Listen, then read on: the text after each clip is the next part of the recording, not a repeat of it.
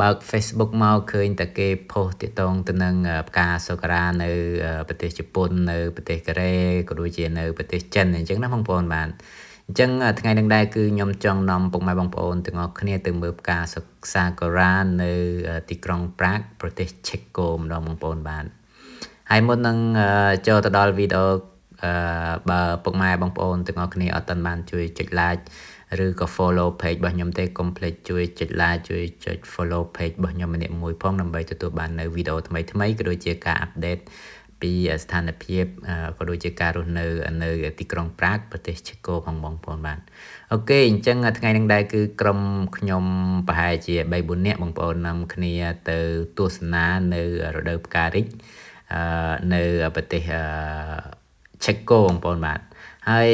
នៅប្រទេសឆេកូហ្នឹងគឺតំបន់ហ្នឹងវានៅកណ្ដាលទីក្រុងហ្មងបងប្អូនតំបន់ផ្ការីកសាកូរ៉ាហ្នឹងគឺវាស្ថិតនៅកណ្ដាលនៃទីក្រុងអញ្ចឹងទៅនៅហ្នឹងគឺគេចូលចិត្តដាំផ្កាគេតុបតែងមានសួនអញ្ចឹងណាបងប្អូនបាទហើយនៅនឹងដែរគឺគេតុបតែងសួនហ្នឹងគឺដើម្បីឲ្យយើងមក relax នៅពេលរសៀលក៏ដូចជាពេលថ្ងៃឬក៏សម្រាប់ទាក់ទាញភ្ញៀវទេសចរអញ្ចឹងណាបងប្អូនបាទហើយបើនិយាយទៅវាស្តៀងទៅនឹង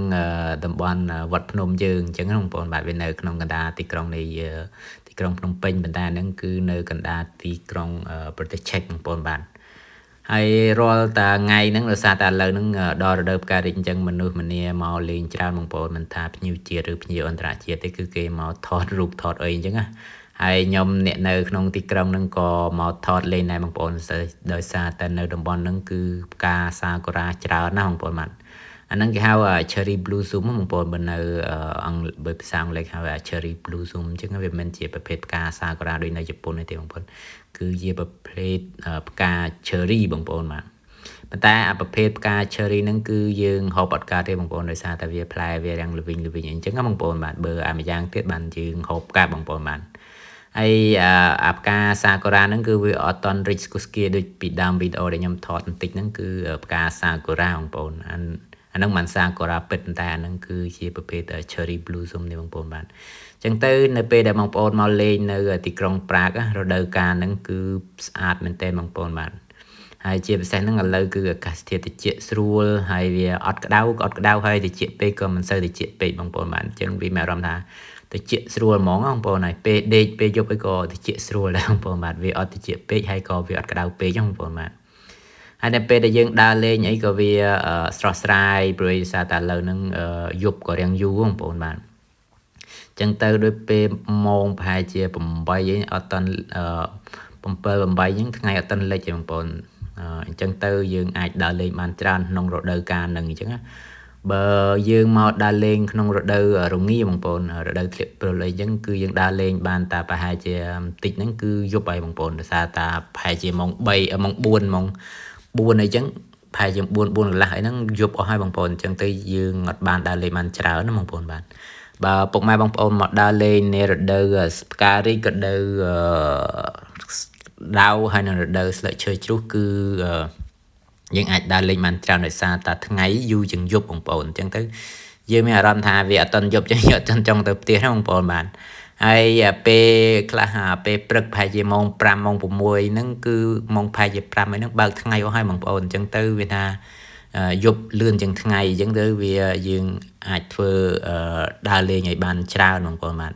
ឧទាហរណ៍ថាបងប្អូនមកលេងនៅតំបន់នេះមានកន្លែងទៅនេះបងប្អូននៅពេលដែលបងប្អូនឡើងមកអញ្ចឹងហើយសារតែតំបន់ហ្នឹងវាគេដាំតាមច្រាក់ភ្នំអញ្ចឹងណាអញ្ចឹងយើងដើរឡើងមកខាងលើមកយើងអាចឃើញទិដ្ឋភាពទីក្រុងទាំងមូលបងប្អូនបាទហើយរួមជាមួយនឹងផ្កា cherry blossom ហ្នឹងផងដែរបងប្អូនយើងអាចឃើញនៅទីក្រុងគេទាំងមូលនៅតំបន់ហ្នឹងអញ្ចឹងណាហើយជាមួយនឹងផ្កាព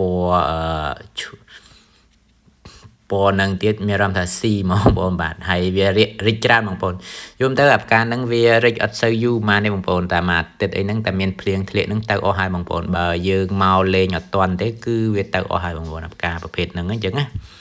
ហើយតែមានខ្យល់មកតិចតួចទេទៅអស់ហើយបងប្អូនបាទអញ្ចឹងទៅបានពួកខ្ញុំនាំគ្នាប្រញាប់មកអញ្ចឹងដើម្បីកុំឲ្យផ្កាវារិចអស់អញ្ចឹងណាបងប្អូនបាទ ហើយឥឡូវពួកខ្ញុំគឺនាំគ្នាឡើងទៅលើហើយចង់ដឹងថានៅខាងលើហ្នឹងទិដ្ឋភាពបែបណាកុំភ្លេចតាមដានវីដេអូហ្នឹងឲ្យដល់ចប់ណាបងប្អូនបាទអញ្ចឹងបើទៅដល់ខាងលើគឺទិដ្ឋភាពស្អាតជាងនឹងឆ្ងាយណាបងប្អូនវាយើងអាចមើលឃើញក្រុងទាំងមូលហ្មងបងប្អូនបាទហើយអាហ្នឹងគឺយើងឡើងមកខាងលើគឺយើងមួយនាំគ្នាថតរូបបងប្អូនហើយខ្ញុំក៏ថតវីដេអូដែរហើយថតវីដេអូផងក៏ថតរូបផងដែរបងប្អូនបាទដោយសារតាទេសភាពវាស្អាតណាបងប្អូនបាទនៅហ្នឹងដូចបងប្អូនមើលអាកន្លែងទៅហ្នឹងគឺប្លង់ទៅហ្នឹងគឺគេចូលចិត្តមកថតណាបងប្អូនកន្លែងហ្នឹងដោយសារតែវាជាប់នឹងអាគារលក្ខណៈបែបបុរាណណាបែបអឺរ៉ុបហ្មងបងប្អូនបាទ